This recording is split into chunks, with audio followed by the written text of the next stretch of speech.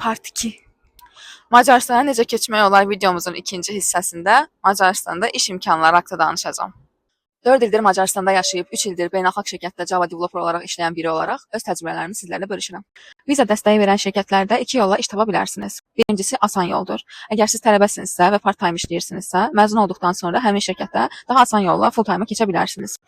İkincisi, əgər belə bir şansınız yoxdursa və Azərbaycandan birbaşa iş taparaq Macaristana gəlmək istəyirsinizsə, bu zaman sizin etməli olduğunuz bir neçə iş var.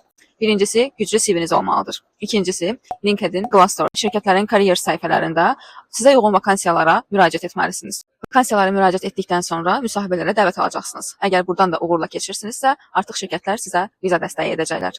Ən çox viza dəstəyi verən şirkətlərin siyahısını burada qeyd etdim.